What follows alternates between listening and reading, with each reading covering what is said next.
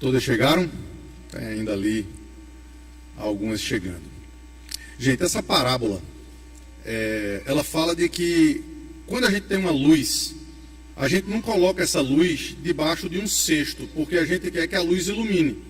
A gente quer que a luz, imagina, se você tem uma lanterna para iluminar alguma coisa, está no escuro, você tem uma lanterna, e você então coloca essa lanterna debaixo do lençol, debaixo do travesseiro, ou cobre com alguma coisa. A lanterna não vai servir para nada, na verdade, porque ela não vai estar iluminando o ambiente e o local. Luz serve para iluminar o ambiente, é por isso que a gente tem essas coisas aqui. A comparação que Jesus faz é que assim também é o Evangelho. O Evangelho é a luz do mundo. O Evangelho é para que as pessoas sejam iluminadas e saiam das trevas, da escuridão em que elas se encontram naturalmente. Porque todos nós somos pecadores e precisamos da luz do Evangelho. Vocês, crianças, vocês já receberam a luz do Evangelho. Vocês já conheceram a Jesus e devem sempre tê-lo como Senhor e Salvador da vida de vocês. E esse texto instrui e ensina vocês a que vocês não guardem isso apenas para vocês, mas que vocês possam fazer a luz de Cristo conhecida entre os amigos, entre as pessoas, os vizinhos, os familiares de vocês, para que todos possam ver a luz que está em vocês, que é o Evangelho de Jesus Cristo. Que vocês, desde pequenininhos, aprendam a ser testemunhas, para que a luz de Cristo brilhe em cada dia da vida de vocês. Amém? Vamos orar, vamos pedir isso ao Senhor Jesus. Senhor Deus, obrigado pelo Evangelho, porque Jesus morreu na cruz para nos salvar. Não permite que a gente apenas guarde isso para a gente, mas nos faz missionários, aqueles que iluminam a tua luz, para que muitos conheçam a Jesus. Em nome de Jesus. Amém. Podem sentar lá, queridos. Deus abençoe vocês, viu? E fiquem em silêncio para ouvir o restante da mensagem, tá?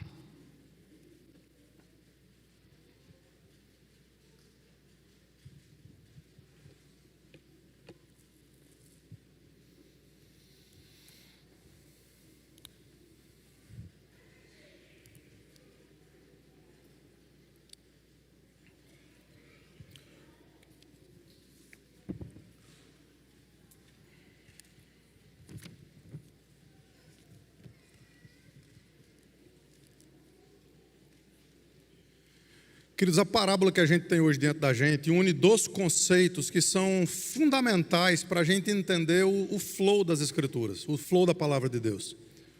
E esses conceitos são o de luz e o de sabedoria. A palavra de Deus é lâmpada para os nossos pés e luz para os nossos caminhos. A palavra de Deus é fonte de sabedoria para que a gente entenda um pouco daquilo que acontece no mundo ao nosso redor. E essa parábola, eu vou ler ela novamente aqui para vocês, ela une esses dois conceitos. Versículo 33, ninguém pode acender uma lamparina e coloca num lugar escondido, nem debaixo de um cesto, mas num lugar que ilumina bem, a fim de que os que entram vejam a luz. Os olhos são a lâmpada do corpo. Se os seus olhos forem bons, todo o seu corpo será cheio de luz, mas se forem maus, o seu corpo ficará em trevas. E é por isso que nós precisamos fazer uma aliança com os nossos olhos. Porque os olhos são a porta de entrada de tudo aquilo que é de maldade e que vem para o nosso coração. Por isso que todos os crentes, todas as crianças e todos os adultos também possam ter essa aliança com os olhos, porque os olhos são a lâmpada do corpo. Versículo 35, portanto tenha cuidado para que a luz que está em você não sejam trevas, pois se todo o seu corpo for luminoso, sem ter qualquer parte em trevas, será todo resplandecente, como a lamparina, quando ilumina você em plena luz. Queridos, a gente vive num mundo cheio de tolice e cheio de trevas. Portanto, a verdadeira sabedoria, ela deve ser buscada, ainda que ela venha das fontes mais improváveis possíveis. E a gente vai entender a sabedoria vinda de algumas fontes improváveis aqui nesse texto. Mas a falsa sabedoria, o rigor ascético, como o apóstolo Paulo fala em Colossenses, deve ser rejeitada. ainda que humanamente falando venha de fontes aplaudidas ou festejadas. Nós não estamos atrás necessariamente de fontes boas ou ruins, humanamente falando. Nós estamos atrás da verdadeira sabedoria, daquilo que verdadeiramente vai fazer diferença na nossa vida. A Bíblia é fantástica, porque de vez em quando ela traz da boca de crianças e de pequeninos o perfeito louvor, a perfeita adoração. Salmo 8 fala sobre isso.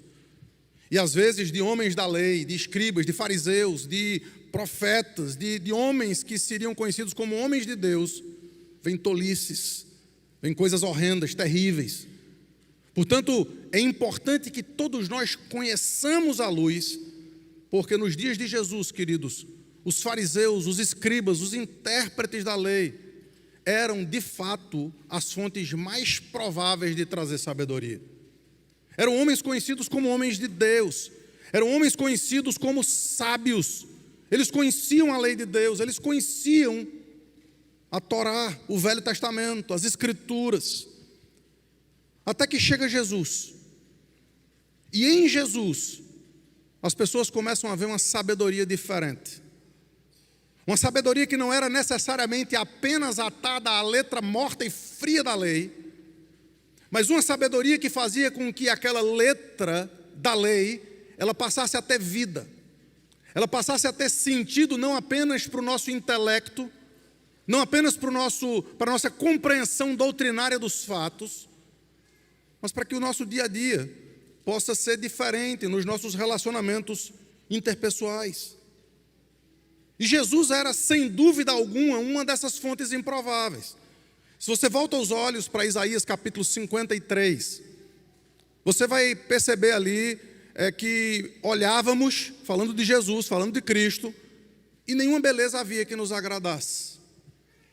Ele era um homem de quem se dizia que sabia o que era sofrer, mas nenhum caso seria feito dele, porque ele veio para sofrer, ele veio de uma forma humilde, ele nasceu de uma forma absolutamente pobre, diferente dos grandes reis desse mundo.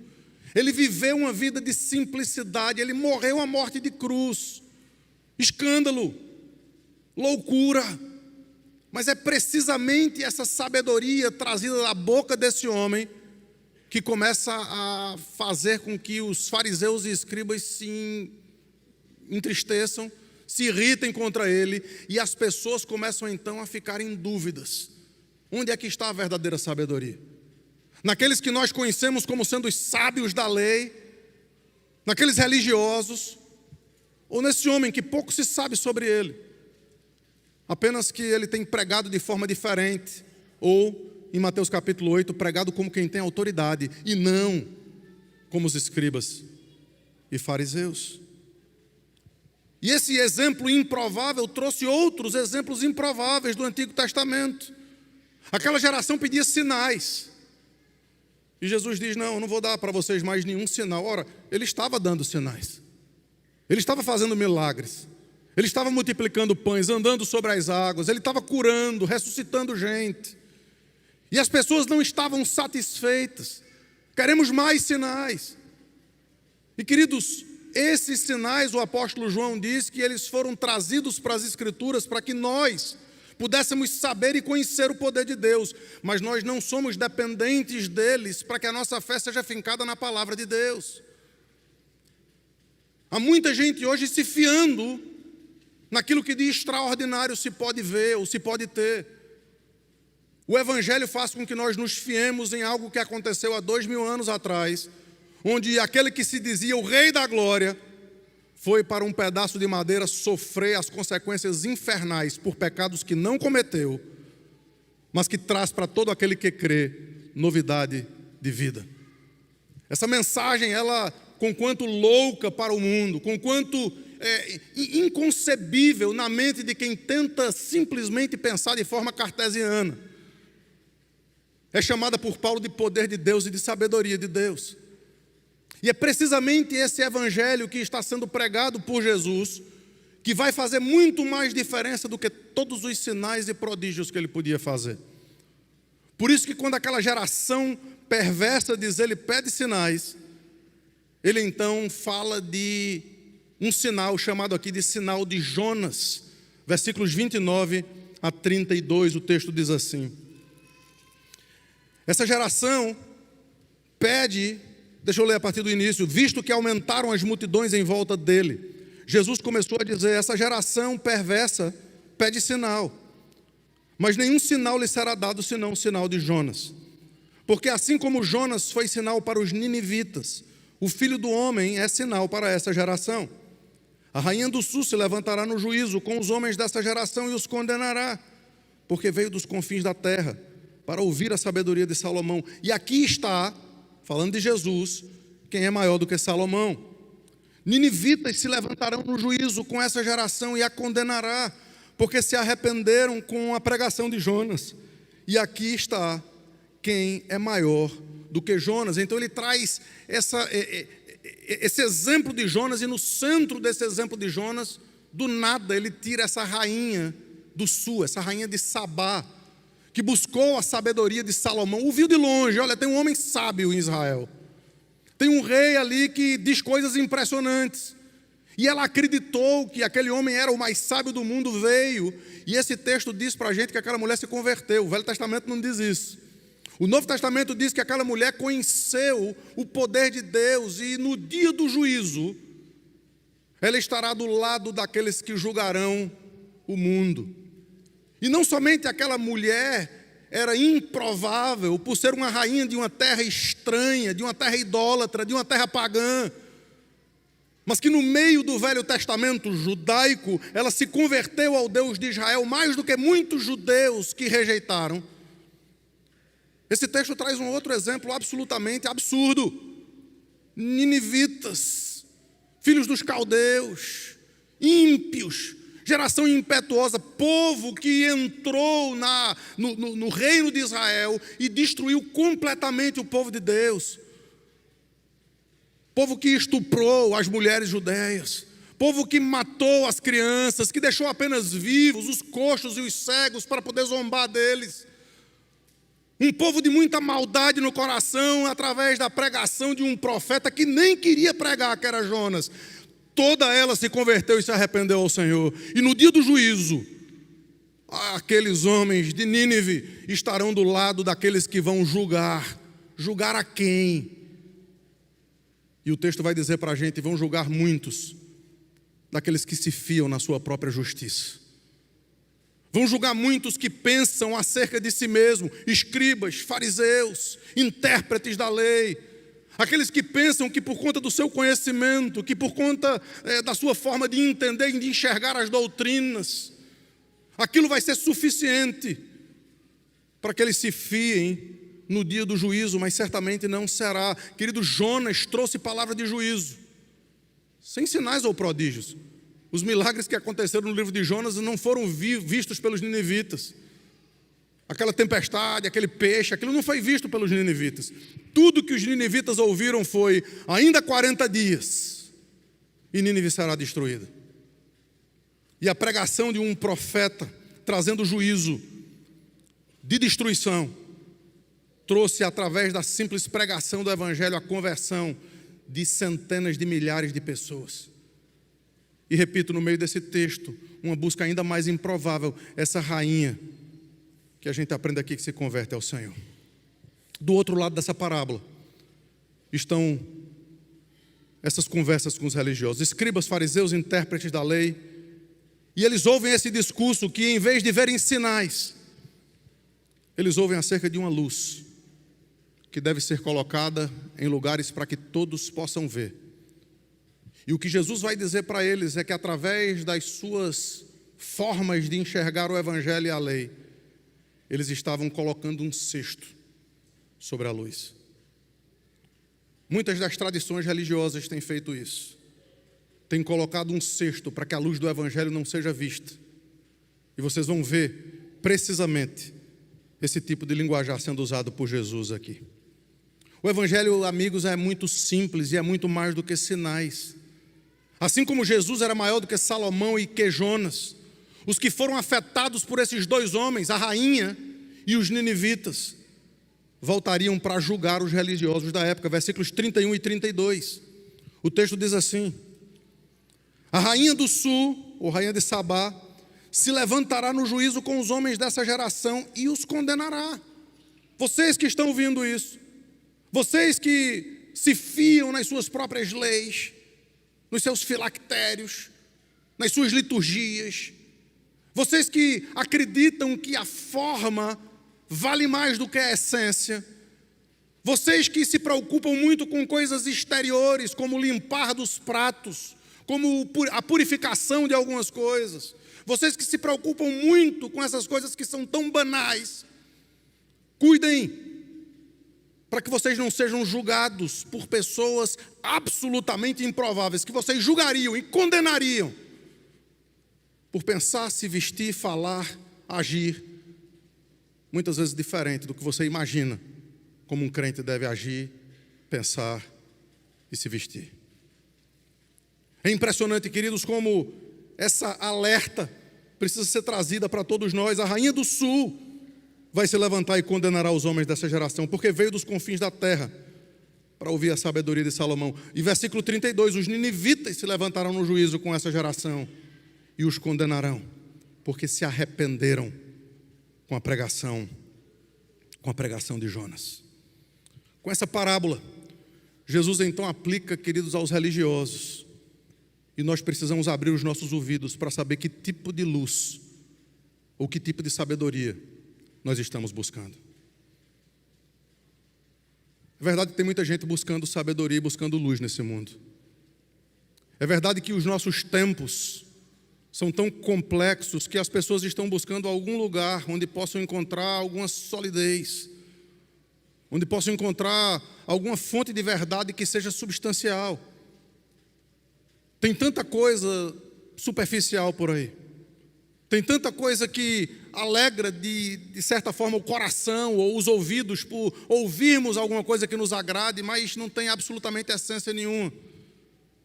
E talvez tentando trazer o pêndulo para o outro lado, há uma multidão de pessoas, talvez até bem intencionadas, que estão buscando a fonte de sabedoria em tradições.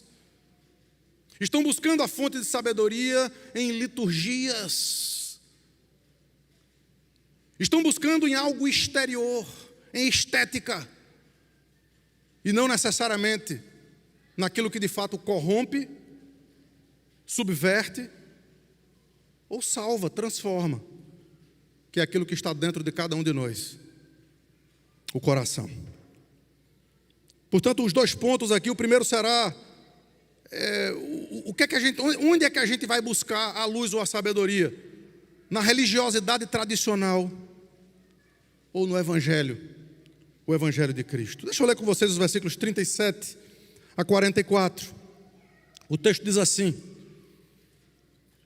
ao falar Jesus essas palavras, e aqui é a parábola que ele acabou de contar, um fariseu o convidou para uma refeição na sua casa. É a segunda vez que isso acontece, pelo menos na sequência de textos. Um fariseu, alguém da lei, chama Jesus para um ato de hospitalidade, para tomar uma refeição na sua casa. Entrando na casa, Jesus tomou lugar à mesa. O fariseu, preste atenção, admirou-se muito ao ver que Jesus não tinha se lavado antes de comer. Mais especificamente, não tinha lavado as mãos antes de comer. Na Ara, vocês vão encontrar isso aí. Mas o Senhor Jesus lhe disse: vocês fariseus limpam o exterior do copo e do prato, mas o interior de vocês está cheio de roubo e de maldade. Seus tolos! Quem fez o exterior não é o mesmo que fez o interior? Mas deem como esmola o que está dentro do copo e do prato, e tudo lhe será limpo. Mas ai de vocês, fariseus, porque vocês dão o dízimo da hortelã, do arruda e de todas as hortaliças, e desprezam a justiça e o amor de Deus. Vocês deveriam fazer essas coisas sem omitir aquelas. Ai de vocês, fariseus, porque vocês gostam das primeiras cadeiras nas sinagogas e das saudações nas praças. Ai de vocês, que são como as sepulturas invisíveis, sobre as quais as pessoas passam sem perceber. Veja que imagens interessantes e fortes que Jesus traz aqui. Primeiro, essa palavra ai de vós é uma expressão já conhecida do Antigo Testamento. Quando o profeta Abacuque, por exemplo, é um que usa várias vezes. São ais contra os caldeus que viriam e destruiriam o povo de Deus. Eles serão destruídos novamente. Ai deles. Ai dos egípcios, ai dos inimigos, ai daqueles que se levantam contra o Senhor. Mas aqui, queridos, esse ais estão sendo levantados para aqueles que têm a lei de Deus como base da sua vida. Para aqueles religiosos que, de certa forma, se fiavam no conhecimento doutrinário das leis do Antigo Testamento. E mais uma vez, Jesus, como eu disse, recebe a hospitalidade desse fariseu. Só que agora ele comete um sacrilégio, um absurdo. Ele vai para a mesa sem lavar a mão. Ele vai para a mesa sem fazer algum tipo de ritual, era muito mais do que higiene aquilo ali. Era um ritual inventado, no qual eles tinham que passar por aquilo e, por fim, estava a higiene, sim. Mas a verdade é que, se por acaso alguém se esquecesse de fazer aquilo, seria visto como imundo, como impuro, muito embora essa lei ou esse ritual não estivesse estabelecido claramente nas Escrituras. Pessoas são julgadas, queridos, por tradições, por legalismos, por invenções humanas, mas não pelo interior, mas não pelo que está no coração. E como crentes, nós precisamos alertar ao nosso próprio espelho, para que nós não sejamos esses que têm usos e costumes, como aquilo que vai determinar quem é crente ou quem não é, que tem a estética exterior como a fonte verdadeira e última de verdade. No dia do juízo, não apenas isso que está sendo trazido para cá, mas nas nossas próprias relações interpessoais a gente vai ter muita surpresa. A gente vai ter muita gente que, no nosso julgamento hipócrita, podemos olhar e dizer: não é possível que essa pessoa seja alcançada pela graça do Evangelho. Mas nós não conhecemos aquilo que está no interior. Mas nós não conhecemos aquilo que já foi feito pelo Cristo redentivo, ou redentor, no coração de gente que ainda precisa aprender, talvez, algumas das coisas que, por graça, alguns de nós já aprendeu há algum tempo. Se é que já aprendemos alguma coisa. Se é que essas coisas verdadeiramente importam. Jesus não parece se importar com elas aqui. Por outro lado, tem muita gente que se engoma.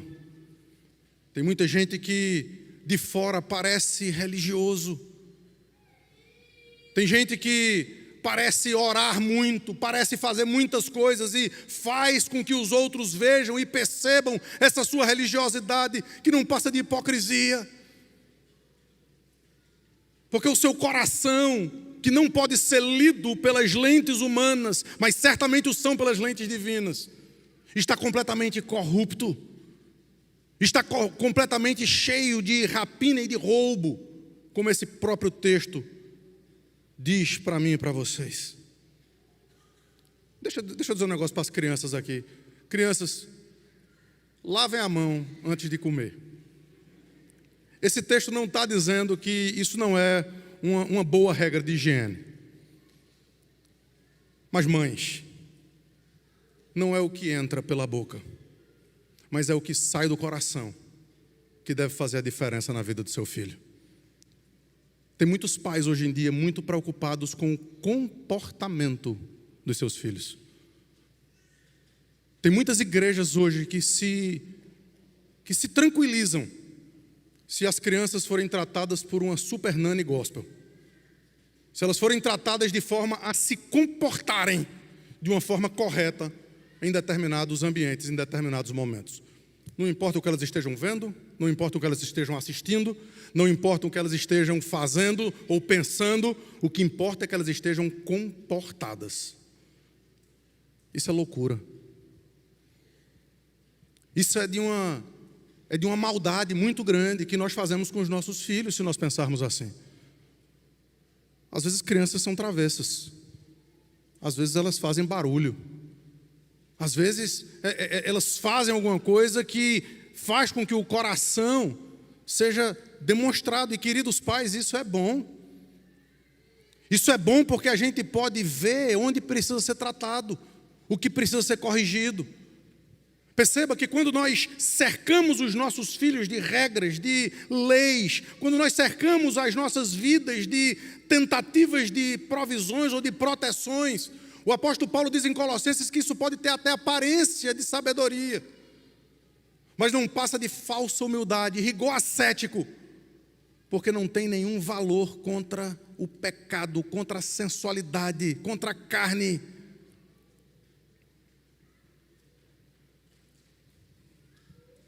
Hoje há muita gente afastada da igreja por causa das invenções religiosas que nada comunicam com as pessoas da nossa geração. Queridos, é muito bom perceber aqui na nossa igreja muita gente que vem e que estava afastado da igreja, decepcionado com a igreja. Dá para entender pessoas decepcionadas com a igreja. A igreja institucional, ela precisa voltar a ser a igreja orgânica de Cristo, a linda noiva de Cristo, a família que abriga não os santos e perfeitos, mas que abriga os pecadores, aqueles que desejam viver uma vida de arrependimento, aqueles que desejam viver em novidade de vida e que não simplesmente se preocupam com coisas exteriores. Aqueles que se acham melhores, que gostam da primazia, que gostam de ser reconhecidos, que são justos aos seus próprios olhos, devem se preparar, porque rainhas como a de Sabá, ninivitas, tatuados, gente que bebe, ex-prostitutas, gente que não tem vida numa casta como muitas vezes a gente gostaria de ter, estarão naquele dia do juízo julgando aqueles que se acham alguma coisa e que não são. Por isso que é importante que eu e vocês sondemos o nosso próprio coração para sabermos de que lado do espectro nós estamos. Porque tem muita gente hoje que não passa de religioso, mas que tem um coração absolutamente apodrecido. E por isso são fofoqueiros, falastrões, divisionistas, cheios de rapina e de maldade, segundo o texto da própria palavra de Deus. O cristão que dança, que brinca, que não perde tempo com os padrões de uma geração tão podre, que é comparada aqui com túmulos invisíveis. Veja o versículo 44, veja a força dessa expressão. Ai de vocês, que são como sepulturas invisíveis, sobre as quais as pessoas passam sem perceber. É gente tentando fazer missão, é gente tentando fazer com que o evangelho seja conhecido, tão e simplesmente através dos seus padrões religiosos, e não segundo a liberdade que existe na pessoa de Cristo Jesus. Essa geração que está vindo com os nossos filhos, ela está se afastando do evangelho. E muitas vezes a resposta que a tradição dá é que, não, isso é a soberania de Deus, isso é a predestinação, isso, nós não temos nada a ver com isso, nós estamos fazendo o nosso papel. Não estão. Estão encobrindo a luz do evangelho com os cestos da sua religiosidade. Estão encobrindo a luz do evangelho com as suas formas de sepultura, com as suas formas de enxergar o mundo apenas com base comportamental. Assim são os fariseus. E nós precisamos fugir radicalmente desse tipo de evangelho. Mas em segundo lugar, onde é que nós buscamos a luz e a sabedoria correta? Seriam nas interpretações mirabolantes que as pessoas fazem da Bíblia, ou na simplicidade da palavra de Deus. Gente, tem tanta loucura sendo ensinada hoje em dia. Tem gente que pega um versículo e faz tanto malabarismo, quase que não sai a palavra. Faz tanta loucura, tanta invenção. A Bíblia é simples. A palavra de Deus tem um contexto. A gente podia pegar essa parábola aqui e falar o que a gente quisesse acerca dela, mas existe um contexto. Existe uma razão pela qual Lucas trouxe essa parábola à luz desses encontros de Jesus com os religiosos. É porque até o dia de hoje tem gente ainda escondendo o Evangelho, ainda que propague com seus altos pulmões de que está defendendo o zelo do Evangelho. Os fariseus eram assim, os religiosos eram assim. E percebam que mesmo seitas diferentes, elas se juntam, elas se unem contra o verdadeiro Evangelho. Os intérpretes da lei e os fariseus, eles não se davam tão bem. Eles não eram tão amigos assim. Cada um tinha o seu tipo de seita, cada um tinha o seu tipo de visão de mundo. Mas quando Jesus atinge o fariseu, o intérprete da lei pensa assim: opa, ele está batendo em mim também. E veja o que acontece aqui nos versículos 45 a 52. Então, depois dessas palavras de Jesus aqui, tomando a palavra, um dos intérpretes da lei disse a Jesus: mestre, ao dizer essas coisas, o Senhor está ofendendo também a nós. Veja, não são só os fariseus que estão ofendidos com isso, não. Nós também estamos. E o que é que a gente aprende logo com isso aqui, gente? É que a palavra de Cristo é ofensiva aos religiosos. É que a palavra de Cristo é ofensa àqueles que se fiam em qualquer outra coisa que não seja o Evangelho.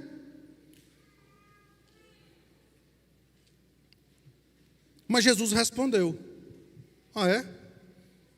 Então ai de vós também, intérpretes da lei, porque sobrecarregam os outros com fardos superiores às suas próprias forças, mas vocês nem sequer com o dedo tocam nesses fardos. Ai de vocês, porque edificam os túmulos dos profetas que os pais de vocês assassinaram. Assim vocês são testemunhas e aprovam com cumplicidade as obras dos pais de vocês, porque eles mataram os profetas e vocês edificam os túmulos para eles. Por isso, também disse a sabedoria de Deus: mandarei para eles profetas e apóstolos, e alguns deles matarão, outros perseguirão, para que dessa geração se peçam contas do sangue dos profetas derramados desde a fundação do mundo, porque desde o sangue de Abel até o sangue de Zacarias, que foi assassinado entre o altar e o santuário, sim, eu afirmo a vocês que se pedirão contas a essa geração. Ai de vocês, intérpretes da lei, porque vocês pegaram a chave do conhecimento, no entanto, vocês mesmos não entraram e impediram os que estavam entrando. Como eu disse, a verdade sempre unirá inimigos comuns contra ela. Os intérpretes da lei, queridos, eram teólogos muito versados nas doutrinas. Eles literalmente faziam o que o nome deles diz, eles interpretavam a lei de Deus. Quando alguém tinha alguma dúvida, quando alguém precisava entender sobre alguma coisa das Escrituras, era para os intérpretes da lei que eles iam. Gente sábia, gente conhecedora, gente com título, gente com PhD, gente importante aos olhos humanos. Eles se doem aqui com as palavras de Jesus aos fariseus.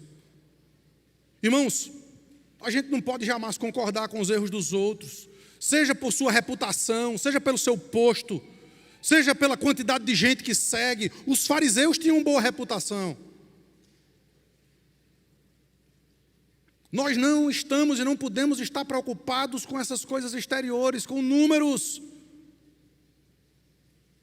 Nós precisamos sim estar preocupados com a verdade, ainda que essa seja ofensiva àqueles que de alguma forma dizem conhecer, amar e ter zelo pelo Evangelho.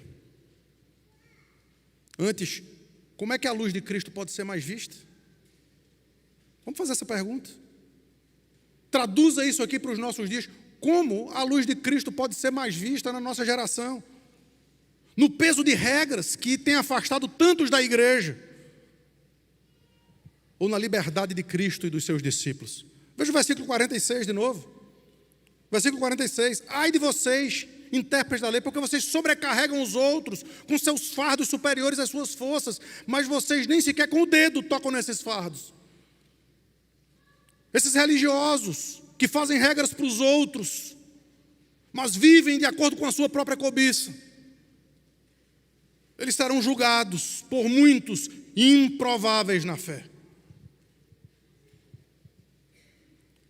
Precisamos tomar cuidado, queridos, com a régua com que nós medimos. Tem muita gente que é muito afeita às doutrinas, mas quando essas doutrinas mexem na sua zona de conforto, elas passam a ser voláteis, elas passam a ser opcionais. Tem gente que prega e que ensina e que arrota sobre o dia do Senhor, mas profana o dia do Senhor com a sua própria vida. Tem gente que fala grandemente contra o pecado de A, de B e de C, mas na sua vida não passam de hipócritas e aves de rapina. O Evangelho, queridos, nos apresenta a Cristo. E se o Filho vos libertar, verdadeiramente sereis livres. Eu sei que muitos aqui vêm de religiões, igrejas, seitas, que aprisionam em usos e costumes. É óbvio que nós precisamos tomar muito cuidado com a descoberta da liberdade, porque a liberdade não pode dar ocasião à carne, mas ela deve sim ser vivida, vivenciada, aproveitada, para que nós possamos viver na simplicidade do Evangelho. E se tem muita gente hoje afastada por causa desses usos e costumes, nós precisamos ser um lugar onde esses julgamentos, eles não vão aparecer, eles não vão acontecer. Mais uma vez, isso aqui não é lugar para justos. Deixa eu ser mais claro aqui. Se você acha que você é bom demais para estar aqui, se você acha que o que você sabe, o que você entende do Evangelho é muito melhor do que o que nós temos para oferecer, queridos, por favor, vamos procurar outro lugar para cultuar o Senhor. Vamos procurar um lugar onde vocês vão estar bem, vão se sentir atingidos pela regra que quer que seja que você esteja, ou que você deseje. Mas não tente atrapalhar o mover do Espírito Santo em libertar a gente das trevas para a sua maravilhosa luz. Não traga com o seu Evangelho uma coberta, um cesto para encobrir aquilo que tanta gente precisa ouvir, a libertação que só pode haver no Evangelho que verdadeiramente nos liberta das nossas cadeias e das nossas idiosincrasias. Segundo lugar, como a luz de Cristo pode ser mais vista? No conhecimento que nós podemos ter da doutrina, ainda que seja boa a doutrina reformada, ou na simplicidade com a qual os próprios puritanos viveram no seu tempo. Veja os versículos 47 em diante. O texto diz assim: ai de vocês, porque vocês edificam túmulos dos profetas que os vossos pais assassinaram. Assim também vocês testemunham e aprovam a cumplicidade e as obras dos pais de vocês, porque eles mataram os profetas que edificam túmulos para eles. Por isso também disse a sabedoria de Deus: mandarei para eles profetas e apóstolos, e alguns deles matarão, outros perseguirão. Preste atenção no versículo 50. Para que desta geração se peçam contas do sangue dos profetas derramados desde a fundação do mundo, desde o sangue de Abel até o sangue de Zacarias. Percebam, quando nós nos colocamos contra o Evangelho libertador e simples de Cristo, por causa das nossas amarras religiosas, nós somos cúmplices das mortes de todos os profetas que foram perseguidos por pregar a liberdade do Evangelho de Cristo. Muitos teólogos que julgam o mundo, mas não julgam a si mesmo, escondem a luz que dizem conhecer. Serão julgados e prestarão contas. Veja o versículo 51.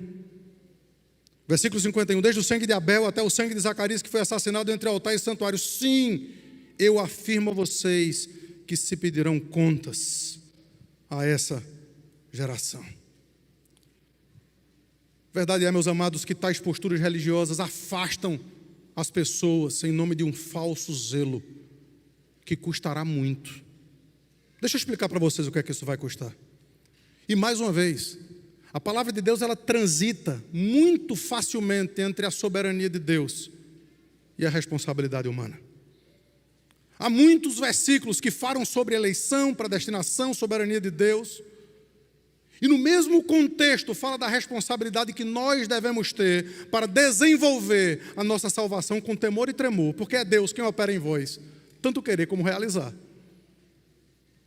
Perceba que o apóstolo Paulo ele não faz distinção entre essas coisas. São duas realidades que andam juntas. São como duas asas de uma ave que precisam das duas para que essa ave possa voar. O evangelho precisa de entender que nós somos salvos e estamos aqui pela linda, perfeita, absoluta soberania de Deus. Mas que cada um de nós é julgado pelas suas próprias obras, pelos seus próprios pensamentos. E essas duas coisas, elas não se contradizem, mas elas fazem com que o vagão do evangelho possa ir adiante. Então, quando esse texto vai falar sobre alguns que deixam de conhecer o evangelho por conta das castas e por conta das cestas colocadas na lâmpada do evangelho por conta dessas tradições, não coloquem isso com a culpa na soberania de Deus. Mas se vocês são religiosos, e se vocês são pessoas que julgam os outros e que afastam os outros por conta da sua própria religião, veja o que diz o versículo 52. Ai de vocês, intérpretes da lei, porque vocês pegam a chave do conhecimento, vocês conhecem tanto, vocês podem citar decorados todas as doutrinas da graça, vocês conhecem os nossos símbolos de fé, vocês conhecem a interpretação da lei, vocês têm a chave do conhecimento na mão. No entanto, vocês mesmos não entram e impediram o que estavam entrando. Cuidado com os usos e costumes. Cuidado com o farisaísmo. Cuidado com as regras impostas pelos homens. Cuidado com as perfeições das liturgias. Deus nos aceita não por aquilo que nós podemos entregar, mas porque no nosso coração já foi compreendido que Cristo Jesus morreu na cruz do Calvário, e é pela fé em Cristo e pela fé em Cristo somente que nós somos justificados, não por obras, mas por aquele que crê. É óbvio que nós queremos acertar ao máximo o nosso culto, a nossa fé, o nosso zelo doutrinário. É óbvio que nós queremos ser o mais bíblico possível em tudo que fazemos, queridos. Lutaremos por isso, morreremos por isso. Entretanto, nós não podemos fazer dessas coisas aquilo que vai balizar. Tem muita gente sendo colocada pela boca de falsos profetas no inferno, mas que naquele dia estarão julgando esses falsos profetas, porque Cristo os salvou da sua graça, para a sua graça e para a sua maravilhosa luz. Quem quiser ouvir o evangelho, esse é um lugar onde o evangelho vai ser pregado sem embaraço. É um púlpito onde o evangelho vai ser pregado na simplicidade daquilo que dizem as Escrituras e a palavra de Deus. Queridos, como conclusão, essa pregação tem um preço. Essa pregação tem um preço. Crentes fiéis amam ouvir o evangelho, mas os religiosos odeiam ouvir tudo aquilo que sonde o interior, porque eles estão satisfeitos com o exterior. É por isso que é possível que, por conta da pregação do evangelho, os religiosos queiram continuar debatendo, queiram continuar desvirtuando, queiram continuar enganando. Mas isso não é de hoje, não. Vejam os versículos finais, versículos 53 e 54. Quando Jesus saiu dali, Os escribas e fariseus começaram a contestá-lo com veemência, fazendo perguntas a respeito de muitos assuntos, com o objetivo de tirar daquilo que ele dizia um motivo para o acusar. Nas perguntas, a gente conhece o intento das pessoas. As perguntas podem ser as mesmas, mas elas podem gerar de um lado apenas um desejo de tirar uma dúvida, ou do outro lado, o de mostrar que eu estou certo e que você está errado. Os fariseus e escribas, eles não estavam preocupados com a verdade. Eles queriam estabelecer a sua própria verdade, ainda que Jesus tivesse outra diferente deles. E assim são os religiosos da nossa época. E os religiosos da nossa época não são bem-vindos no nosso meio. Eles não são bem, eles podem ouvir a mensagem, mas eles não devem perturbar aqueles que desejam simplesmente abrir o coração para o Evangelho. Jesus resolveu enfrentar o sistema e pagar o preço por isso. E nossa igreja está continuando uma história de pregação do Evangelho para alcançar pecadores com a sabedoria e com a luz de Cristo. E por isso esse texto traz algumas aplicações, 5 delas. E eu queria terminar com essas aplicações aqui. A primeira: não importa a sua história. Não importa a sua história. Venha de você de religiões legalistas, seitas evangélicas. Venha você de igrejas opressoras ou de contextos avessos à religião. Aqui você não será julgado por regras humanas. Eu já falei de uma igreja lá em Winter Garden que tem uma placa proibida a entrada de justos. E é precisamente isso que esse púlpito está dizendo aqui. Se você se acha bom demais, esse aqui não é o seu lugar. Mas se você entende que tem errado, se você entende que é pecador, se você entende que você ainda precisa aprender muita coisa, se você ainda está cheio de dúvidas, de inquietações, se você tem incertezas, inquietações, esse é o seu lugar. Aqui a palavra de Cristo vai estar sendo pregada para você, e você vai ouvir: vinde a mim, você que está cansado e sobrecarregado, e eu vou aliviar você. O meu jugo é suave, o meu fardo é leve. Venha para Cristo, não venha para uma religião, não venha para uma denominação, não venha atrás de pessoas, não venha atrás de gente, não venha atrás de líderes de igreja, venha atrás de Cristo. E Ele tem o verdadeiro evangelho para você. Segundo, não sejam como a geração que busca mais sinais. O sinal de Jonas basta. Nínive era ímpia até a alma, mas alcançou arrependimento. Você pode se arrepender hoje dos seus pecados e vir a Cristo. Veja, se você está sendo enfrentado pela pregação da palavra no seu pecado, isso não é ruim para você, isso é bom.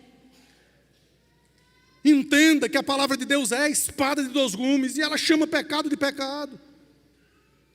A palavra de Deus nos transforma, a palavra de Deus nos inquieta, porque ela nos mostra a cruz de Cristo, e a cruz de Cristo nos é constrangedora, porque foi por causa do nosso pecado que Ele teve que amargar a ira infinita e eterna de Deus, até dizer: está consumado, e suspirar. O Rei da Glória, o Autor da vida, suspirou morto, cabisbaixo, nu, para tratar de pecadores como eu e como vocês. Portanto, arrependam-se e venha para Cristo. Terceiro, não apaguem o evangelho por causa da sua religião. Não apaguem o evangelho por conta da sua forma de enxergar as coisas desse mundo. Orlando ainda tem muita gente que pode ser alcançada para a liberdade de Cristo. Não coloque a luz debaixo do cesto dos seus próprios pensamentos. Abra-se para Cristo. Abra-se para entender a novidade do Evangelho.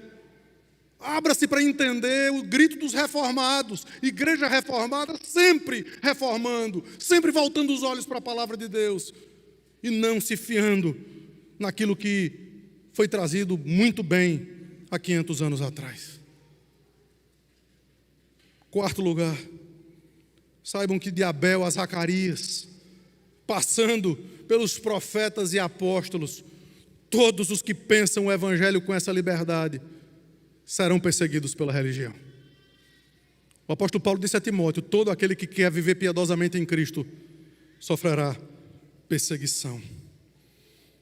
Mas nenhum como Cristo. Nós lemos os versículos finais aqui, onde eles tentavam pegar alguma palavra de Cristo, alguma inconsistência, alguma incoerência, até que o levassem para a cruz do Calvário, para onde de fato o levaram. É para a continuação dessa história que eu convido vocês a participar. É para a continuação desse evangelho desprovido de tradições humanas, mas focado tão e simplesmente nas tradições das Escrituras, que nós queremos convidar e convocar você para participar. A gente está fechando um ciclo aqui. A gente hoje, daqui a pouco a gente vai fazer uma oração por causa disso. A gente está agradecendo a Deus por 2 anos e 3 meses que a gente passou aqui nesse lugar. A partir do domingo que vem, talvez a gente não tenha o mesmo conforto. Se preparem. Talvez alguns de vocês não vão nem querer ir lá, vão só a primeira vez, vão dizer: aqui não é tão confortável.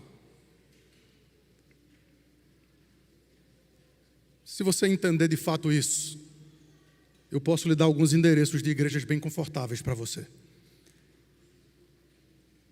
Mas, queridos, a gente vai continuar pregando o evangelho. A gente vai continuar falando da liberdade que a gente só pode ter em Cristo. E a gente vai continuar enfrentando aqueles que se fiam na sua própria religião. Por fim, esse texto fala de um dia de julgamento.